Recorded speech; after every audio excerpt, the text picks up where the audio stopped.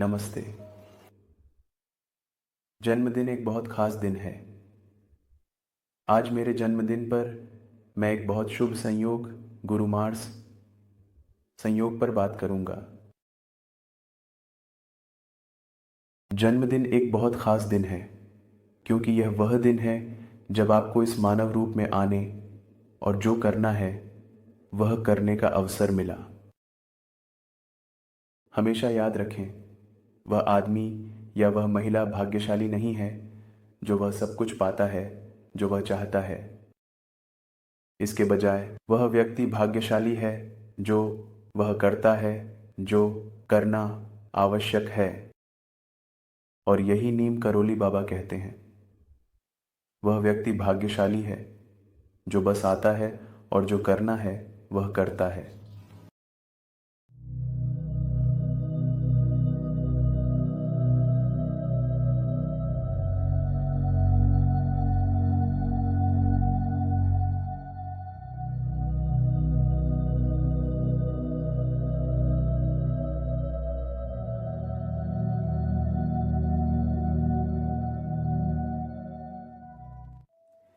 कहा जाता है कि इस ग्रह को अधिक कलाकारों, अधिक कवियों, अधिक लोगों की आवश्यकता है जो अपने दिल का पालन करते हैं।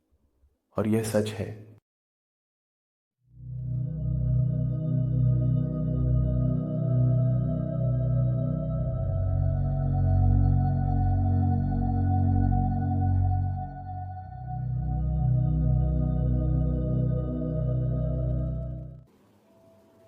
गुरु मार्गल संयोग मूल रूप से एक ऐसा संयोग है जो बहुत सुंदर है।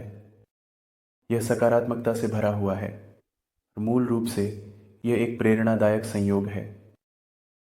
इस संयोग वाले लोग न केवल दूसरों को प्रेरित करते हैं बल्कि वे खुद को भी प्रेरित रखते हैं, क्योंकि इस मानव दुनिया में बहुत से नकारात्मक लोग हैं जो लगातार आपको नीचे खींचने की कोशिश कर रहे हैं, जो लगातार आपका मजाक उड़ाने की कोशिश कर रहे हैं। यहां तक कि इस मंच पर आप सभी ने अनुभव किया होगा। लेकिन कई सकारात्मक अच्छे आत्माएं हैं जो सकारात्मक रहकर आगे बढ़ती रहती हैं। वे सकारात्मक रहते हैं। यह सकारात्मकता, यह आशावाद, यह लड़ाई की भावना ही गुरु मंगल, गुरु मार्स संयोग का प्रतीक है।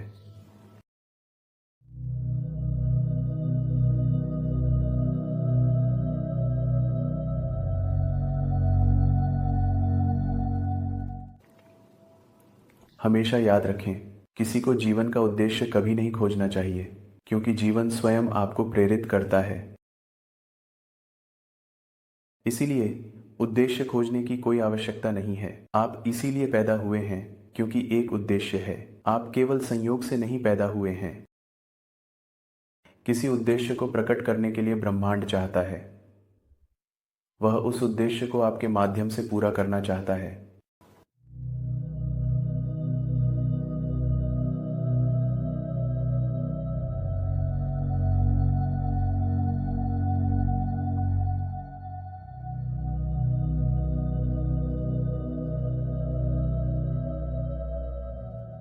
इसलिए उद्देश्य खोजने की कोई आवश्यकता नहीं है।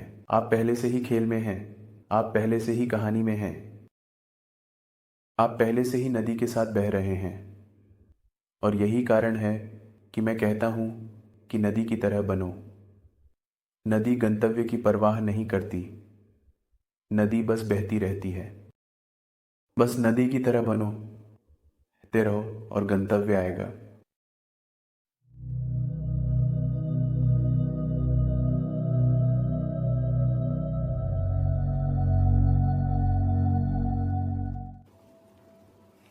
तो इस पॉडकास्ट में मैंने इस शुभ संयोग गुरु मार्स संयोग के बारे में बात की है। चलो शुरू करते हैं।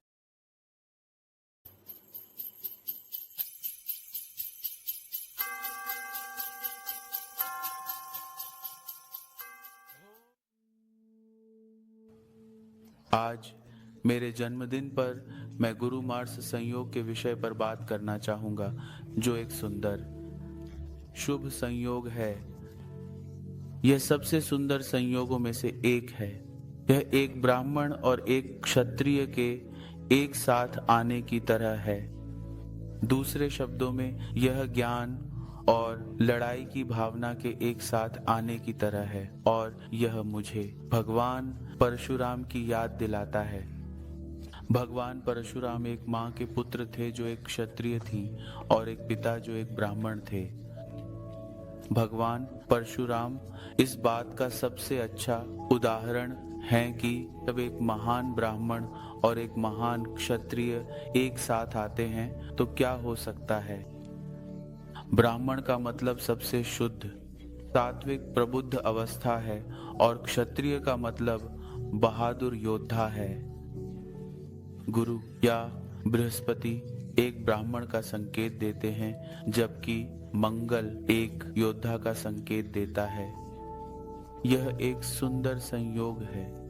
हालांकि यदि इस संयोग को सबसे सकारात्मक तरीके से फलित होना है तो बृहस्पति को मंगल पर बढ़त लेनी चाहिए। जब भी मंगल और बृहस्पति का निकट संयोग केंद्र के घरों में होता है, जैसे 1st, 4th, 7th या 10th घर, तो व्यक्ति सकारात्मक ऊर्जा से भरा होता है। ऐसी सुंदर, ऊर्जावान, सकारात्मक, विश्वासपूर्ण आत्माओं से जुड़ना वास्तव में एक खुशी की बात है। जब वे बोलते हैं, उससे पहले आप उनके भीतर सकारात्मकता और अच्छी ऊर्जा की प्रचुरता महसूस कर सकते हैं। उनका आभा मंडल आशा, आशावाद और प्रेम से भरा होता है। क्या मैंने प्रेम कहा? ओह हाँ, जब प्रेम की बात आती है तो वे अपने प्रेम को व्यक्त करने में बहुत स्पष्ट होते हैं। जब वे प्यार में पड़ते हैं तो वे अपने दिल की बात कहने में एक भी पल नहीं हिचकिचाते। वे आपको बस में या ट्रेन में चलते फिरते ही प्रस्तावित कर देंगे, या एक उड़ते हुए हवाई जहाज में उन 3 जादुई शब्दों को कहते हुए, मैं तुमसे प्यार करता हूँ। मुझे विशेष रूप से उन लोगों से लगाव है जिनमें यह संयोजन होता है। वे स्वभाव से खेल खिलौने वाले होते हैं और अपने लेन देन में ईमानदार और पारदर्शी भी होते हैं। जब ऐसा संयोजन एक विकसित आत्मा के चार्ट में होता है तो ऐसा व्यक्ति अपनी भौतिक और आध्यात्मिक जीवन में अत्यंत अच्छा करता है। जब भी मैं गुरु मार्स जुपिटर का संयोजन देखता हूँ, मुझे भगवान परशुराम की याद आती है। भगवान परशुराम भगवान विष्णु के अवतार थे। उनकी माँ राजकुमारी रेणुका एक क्षत्रिय थी और उनके पिता ऋषि जमदग्नि एक ब्राह्मण थे। दोनों महान आत्माएं थीं जिनमें महान शक्तियां थीं। कहा जाता है कि श्री जमदग्नि को भगवान इंद्र द्वारा एक पवित्र बकरी उपहार में दी गई थी। हालांकि राजा कार्तवीर्य इस पवित्र बकरी को चाहते थे और इसलिए उन्होंने आशी जमदग्नि के आश्रम से पवित्र बकरी चुरा ली। इस कृत्य से क्रोधित होकर परशुराम ने राजा कार्तवीर्य को मार डाला और अपने पिता की पवित्र बकरी को बचा लिया। हालांकि कहानी यहीं समाप्त नहीं होती। बाद में प्रतिशोध लेने के लिए राजा कार्तवीर्य के पुत्र ने परशुराम के पिता ऋषि जमदग्नि को मार डाला, और यही परशुराम के जीवन का मोड़ था, क्योंकि तब अपने पिता की मृत्यु का बदला लेने के लिए परशुराम ने उन समय के सभी क्षत्रियाओं को मारने की शपथ ली। और इस प्रकार भगवान परशुराम ने उन समय के हजारों राजाओं को मार डाला। उन्होंने कई क्षत्रियाओं को मारा। शायद वह एकमात्र ब्राह्मण थे जिन्होंने क्षत्रियाओं के कई गलत कामों का गवाह बना, और फिर समाज को भ्रष्ट क्षत्रियाओं, भ्रष्ट राजाओं और भ्रष्ट शासकों से मुक्त करने के लिए उन्होंने यह किया। हाथ में हथियार लेने के लिए, और उसे यह करना पड़ा, उसे यह करना पड़ा, उसे समाज के बड़े हित के लिए जो करना आवश्यक था वह करना पड़ा। भगवान परशुराम ने रामायण और महाभारत के समय में एक बहुत महत्वपूर्ण भूमिका निभाई। वह भीष्म के गुरु थे। उन्होंने कर्तवीर्य को भी सिखाया और वह द्रोणाचार्य के भी गुरु थे। भगवान परशुराम चिरंजीवी हैं, जिसका अर्थ है कि वह कभी नहीं मरेंगे, वह अमर हैं और इस ग्रह पर रहते हैं, जो उन लोगों को मार्गदर्शन करते हैं जो उनके प्रेम और आशीर्वाद की खोज करते हैं। और कहा जाता है कि कलयुग के अंत में वह कल्कि के रूप में प्रकट होंगे, जो फिर से उन सभी दमनकारी शासकों को नष्ट करेंगे, जिनका भ्रष्टाचार और लालच इस सुंदर ग्रह को नरक बना देगा। और इस प्रकार कल्कि प्रकट होंगे और ऐसे भ्रष्ट शासकों को मार डालेंगे और इस ग्रह के निवासियों को भविष्य में इस ग्रह पर व्याप्त अत्यधिक बुराई से मुक्त करेंगे। तो मूल रूप से भगवान परशुराम गुरु मंगल युति का एक उच्चतम उदाहरण है। शक्ति, ऊर्जा, साहस, धर्म के पुनर्स्थापन के लिए लड़ने की इच्छा, इन सभी गुणों और वेदों, पवित्र शास्त्रों, मंत्रों का सर्वोच्च ज्ञान, सब कुछ आप इस युति के माध्यम से आते हुए देखते हैं। हालांकि आत्मा का विकास होना चाहिए, अन्यथा यह सुंदर युति बर्बाद हो जाएगी। याद रखें, भगवान परशुराम जन्म से एक ब्राह्मण थे। एक ब्राह्मण को अहिंसक होना चाहिए, लेकिन जब उन्होंने अपने समय के दमनकारी भ्रष्ट शासकों को देखा तो उन्होंने अपने आप से एक प्रतिज्ञा की कि वह इन सभी शासकों, क्षत्रियों को नष्ट करेंगे और गरीब निर्दोष लोगों को इन भ्रष्ट शासकों के चंगुल से मुक्त करेंगे। और उन्होंने यह 21 बार किया। मतलब उन्होंने उन समय के सभी शासकों को 21 बार मारा। कोई भी भगवान परशुराम को पराजित नहीं कर सका। वह सबसे महान योद्धा हैं। वह सबसे बड़ी अग्नि, मंगल की सबसे बड़ी शक्ति और दुनिया में कभी भी जात, धर्म और न्याय का सबसे बड़ा आदर्श है। मैं भगवान परशुराम, भगवान विष्णु के अवतार के सामने विनम्रता से प्रणाम करता हूँ। और जब मैं किसी युति के बारे में बात करता हूँ तो मुझे युति द्वारा प्रदान किए जाने वाले सर्वोच्च परिणाम को प्रस्तुत करना पसंद है। और मुझे लगता है कि भगवान परशुराम के अलावा कोई और नहीं है जो गुरु मंगल बृहस्पति मार्स युति के सर्वोच्च परिणाम को दर्शाता है। आध्यात्मिक स्तर पर गुरु भगवान विष्णु की ऊर्जा का प्रतीक है और मंगल भगवान गणेश की ऊर्जा का प्रतीक है। और इसलिए यह विष्णु और गणेश की ऊर्जा का एक सुंदर संयोग है जो एक बहुत समृद्ध और शांतिपूर्ण जीवन की ओर ले जाता है। और इसलिए यह युति आपके जीवन में समृद्धि और ज्ञान की बहुतायत भी लाती है।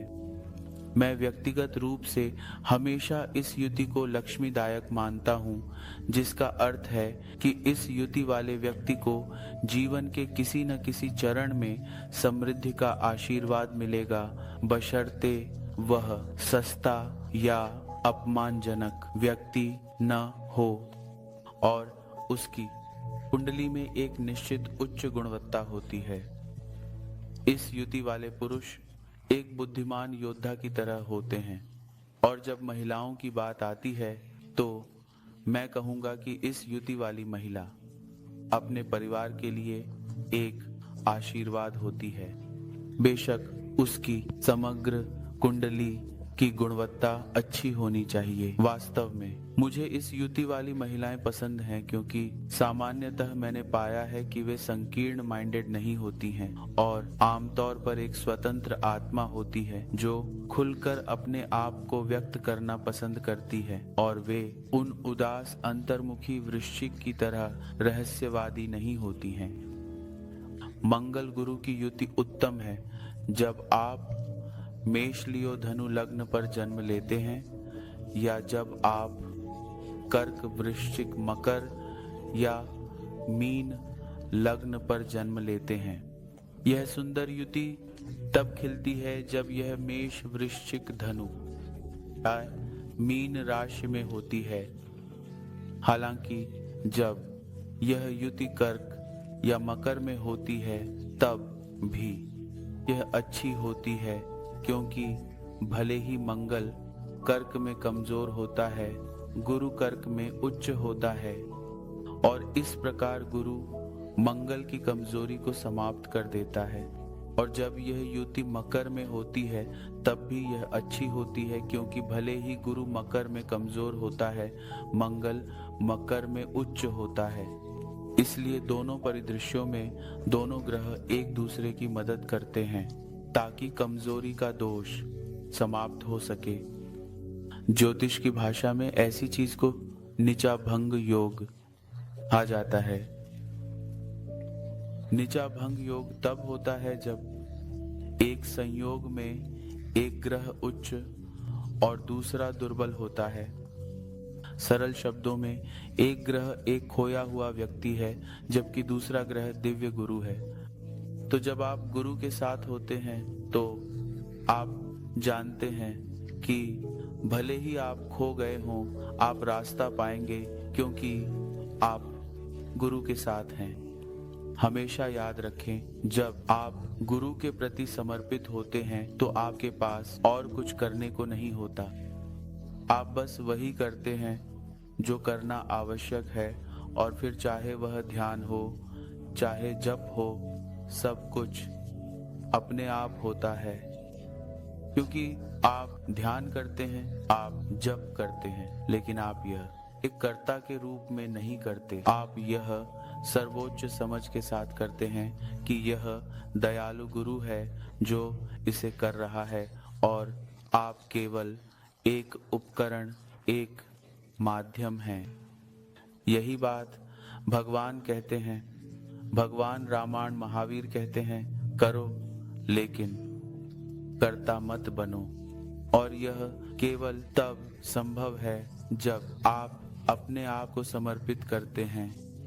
एकमात्र शब्द जो आपको जीवन में भौतिक और आध्यात्मिक रूप से प्रगति करने में मदद कर सकता है, वह है शब्द समर्पण, समर करना। मुझे एक सुंदर कहानी की याद दिलाता है। ये मेरा जन्मदिन है और आप सभी जानते हैं कि मुझे सुंदर कहानियां साझा करना पसंद है। और फिर यह मायने नहीं रखता कि मैं यीशु, महावीर, बुद्ध, ओशो या किसी और द्वारा साझा की गई कहानी साझा कर रहा हूँ। जब तक कहानी सुंदर है, इसे साझा किया जाना चाहिए। फिर ये मायने नहीं रखता कि इसे कौन साझा कर रहा है और कोई इसे कितनी बार साझा कर रहा है। और इसलिए कहानी सुंदर है। एक बार ऐसा हुआ, एक राजा गौतम बुद्ध के पास आया। वह एक भक्त था, एक महान भक्त, और वह पहली बार उनके दर्शक के लिए आया था। उसके एक हाथ, उसके बाएं हाथ में उसके पास एक सुंदर सोने का आभूषण था जो अनमोल था, जिसमें कई रत्न थे। यह उसके पास सबसे कीमती था, एक दुर्लभ कला का टुकड़ा। वह इसे गौतम बुद्ध को प्रस्तुत करने आया था। केवल अपनी भक्ति दिखाने के लिए वह पास आया। उसके बाएं हाथ में वह अनमोल रत्न जड़ित आभूषण था। वह इसे प्रस्तुत करने वाला था जब बुद्ध ने कहा, इसे गिरा दो। वह परेशान हो गया। उसने इसकी उम्मीद नहीं की थी। वह चौंक गया, लेकिन क्योंकि बुद्ध कह रहे थे इसे गिरा दो, उसने इसे गिरा दिया। उसके दूसरे हाथ, उसके दाएं हाथ में उसने एक सुंदर गुलाब लाया था। उसने सोचा कि बुद्ध को पत्थर पसंद नहीं आ सकते। वह शायद सोचेंगे कि यह एक बचकाना चीज है जो उसने लाया है, लेकिन एक विकल्प होना अच्छा था। इसलिए उसने एक सुंदर गुलाब लाया। गुलाब इतना भौतिक नहीं है, इसमें एक आध्यात्मिकता है।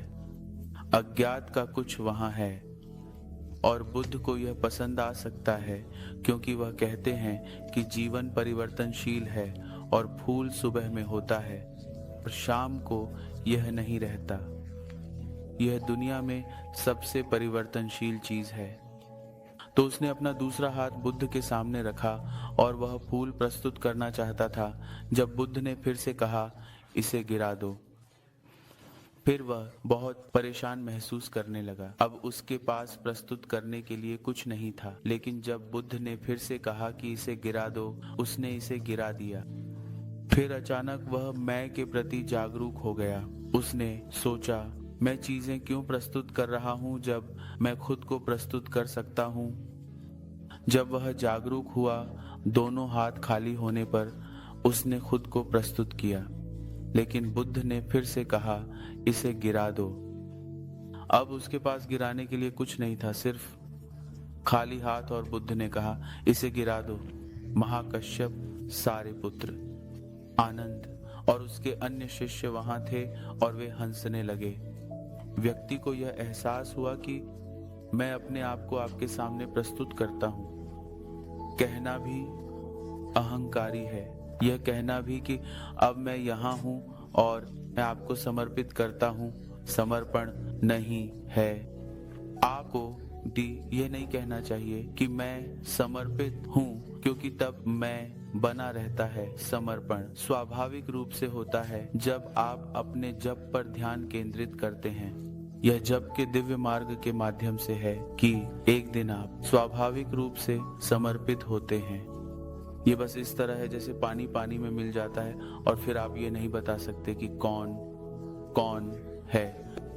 इसी तरह एक शिष्य गुरु में मिल जाता है और फिर आप ये नहीं बता सकते कि कौन कौन है। ये कितना सुंदर है, इस एकता को कैसे व्यक्त करें। शिष्य का गुरु के साथ एक होना। जब मैं इस एकता की सुंदर भावना को साझा करता हूँ तो मेरे पास शब्दों की कमी है। मुझे लगता है कि मुझे अभी रुकना चाहिए, क्योंकि मेरी आंखें अपने गुरु की प्यारी याद में नम हो गई हैं। इतने सारे लोगों ने मुझे मारने की कोशिश की, मुझे खत्म करने की कोशिश की, लेकिन मेरे गुरु की कृपा से मैं जीवित हूँ।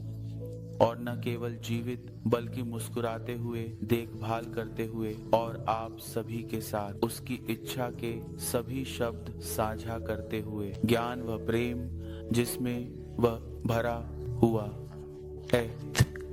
आज मेरे जन्मदिन पर जब मैं अपने गुरु को याद करता हूँ, मैं उन सभी की मदद करना चाहता हूँ जो कठिनाइयों से गुजर रहे हैं, यह समझने के लिए कि यदि आप विश्वास के मार्ग पर चलते रहें, यदि आप प्रार्थना पूर्ण रहें और यदि आप अपने प्रति सत्य रहें, तो आप भी भगवान के आशीर्वाद से धन्य होंगे। आप अपने जीवन के कई कठिन चरणों पर काबू पा सकते हैं, और मैं एक हूँ, लाखों जीवित उदाहरणों में से एक। मैंने अपनी माँ को 4 साल की उम्र में खो दिया और मैंने अपने पिता को 14 साल की उम्र में खो दिया। और इस जीवन की यात्रा में कई भेड़िए थे जो मुझे मारना चाहते थे, जो मुझे खत्म करना चाहते थे, और अभी भी वहाँ कई लोग हैं जो मुझे मरते हुए देखना चाहते हैं, लेकिन मैं अभी भी सांस ले रहा हूँ। क्या यह अपने आप में एक बड़ा चमत्कार नहीं है? और इसलिए चमत्कार होते हैं मेरे साथियों, चमत्कार। आपको बस अपने लक्ष्य पर ध्यान केंद्रित करना है। आपको बस अपने जीवन को अपने गुरु के प्रति समर्पित करके जीना है, और फिर जीवन आनंद का बगीचा बन जाता है। नकारात्मक जलन करने वाले लोग हमेशा मौजूद रहते हैं। उनका ध्यान आपको नष्ट करने पर होता है, लेकिन आपका ध्यान अपनी आत्म विकास पर होना चाहिए। याद रखें, जिस पर आप ध्यान केंद्रित करते हैं वही बढ़ता है। मेरे सभी करीबी अनुयायियों के लिए प्यार। एक और साल साझा करने और देखभाल करने का बीत गया है। यही है कि जीवन एक नदी की तरह कैसे बहता रहता है। आपको बस इस बहते पानी में कूदना है और बिना गंतव्य की चिंता किए, बिना यह सोचे कि आप कब और कहां पहुंचेंगे, बस बहते रहना है। जय श्री गणेश। जय गुरु।